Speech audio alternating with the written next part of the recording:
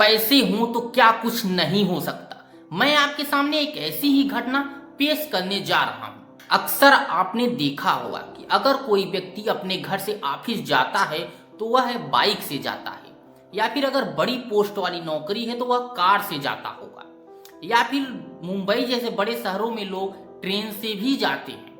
लेकिन हम आपके सामने एक ऐसी घटना पेश करने जा रहे हैं जो कि आपके होश उड़ा देंगे। खबर यह है कि भारतीय मूल की एक महिला को लोगों ने नाम दिया है सुपर पैसेंजर, और उस पैसेंजर का नाम है रेचल कौर, जो डेली फ्लाइट से अपने ऑफिस आती हैं और फ्लाइट से जाती है और रोजाना 600 किलोमीटर की दूरी को एक तरफ से तय करती है।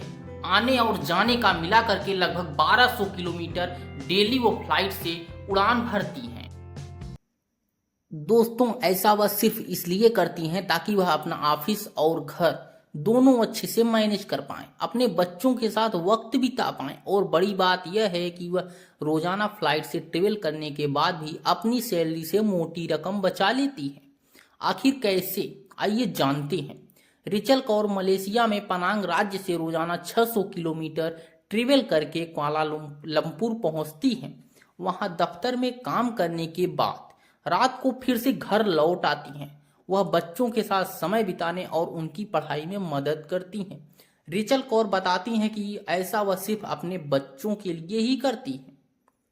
4 बजे या फिर 4:01 तक वह उठ जाती हैं और फिर नहा धोकर तैयार हो जाती हैं और सुबह 5 बजे मलेशिया के पनांग शहर के कुआला लंपुर जाने की उनकी जर्नी शुरू हो जाती है। रिचल कौर के मुताबिक वह सुबह 5 बजे अपना घर छोड़ देती हैं और एयरपोर्ट की तरफ अपनी गाड़ी से निकल जाती हैं। सुबह 5:30 बजे बोर्डिंग टाइम होता है, इसलिए उन्हें अपनी कार पार्क करने, जूते पहनने, वहां तक चल कर जाने, बोर्डिंग करने, फ्लाइट में चेक इन करने, बैठने के लिए सब के लिए बहुत समय मिल जाता है। और फिर उड़ान में आमतौर पर आधे घंटे से 40 मिनट तक वक्त लगता है। इसके बाद वह सुबह 7 बजे आसपास अपने दफ्तर पहुंच जाती हैं, जबकि रिपोर्टिंग टाइमिंग 9 बजे की है, लेकिन वो पहले ही ऑफिस पहुंचकर काम में लग जाती हैं। इसके बाद वह शाम को ऑफिस से फ्री होकर रात 8 बजे तक अपने घर वापस लौट आती हैं। यह सफर डेली चलता है, इसलिए उन्हें मलेशिया के लोग सुपर यात्री यानी सुपर पैसेंजर कहकर पुकारते हैं। अब सवाल यह है कि रेचल इतना ट्रेवल क्यों करती हैं, अपनी फैमिली के साथ कुआलालंपुर में ही शिफ्ट क्यों नहीं हो जाती। रेचल बताती हैं कि कुआलालंपुर में रहना काफ़ी महंगा है, कॉस्टली पड़ता है। कुआलालंपुर में रहने से ज़्यादा उन्हें प्लेन से डेली सफ़र करना पॉकेट फ्रेंडली लगता है। रिचल बताती हैं कि स्टार्टिंग में उन्होंने परिवार से दूर कुआलालंपुर में अकेले रहने का फैसला किया था और वीकेंड पर अपनी फैमिली के पास जाती थी, लेकिन कुआलालंपुर में रहना उनको काफ़ी महंगा पड़ा। वह किराए पर रहती थी और औसतन हर महीने $474 खर्च करती थी, लेकिन जब वह डेली फ्लाइट से आना जाना करती हैं तो उनके हर महीने में $316 खर्च होते हैं। एयरपोर्ट से ऑफिस तक पैदल जाने में उन्हें 5 से 7 मिनट का वक्त लगता है, वो भी वॉकिंग यानी फ्लाइट के किराए के अलावा कोई पैसा उनका नहीं लगता, मतलब उनका पैसा भी बचता है। हालांकि सेविंग्स के पीछे उनकी कंपनी का भी बहुत बड़ा योगदान है, क्योंकि भारतीय मूल की Rachel Kaur air Asia airlines में काम करती हैं। वैसे तो डेली फ्लाइट का खर्च उन्हें अपनी जेब से ही भरना पड़ता है, लेकिन एयरलाइंस में कंपनी में काम करने की वजह से उन्हें काफ़ी डिस्काउंट मिलता है, जिसका कि वह भरपूर फायदा उठाती हैं। इसलिए वह रोजाना फ्लाइट से ट्रेवल भी कर पाती हैं और पैसे भी बचा पाती हैं और अपने परिवार को भी वक्त दे पाती हैं। रेचल बताती हैं कि इस अरेंजमेंट की मदद से वह रोजाना वापस अपने परिवार तक पहुंच जाती हैं और बच्चों के साथ रात को समय बिताती हैं, उनकी पढ़ाई पर फोकस करती हैं, उनका होमवर्क करवाती हैं।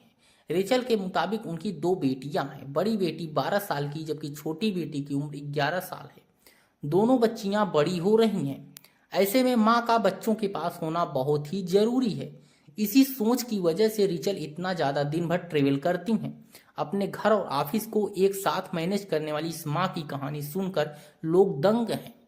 रेचल कौर की यह कहानी वाकई उन सभी महिलाओं की हिम्मत देने वाली है जो अपने परिवार के लिए हर दिन अपने आराम, अपनी सहूलियत का त्याग करती हैं।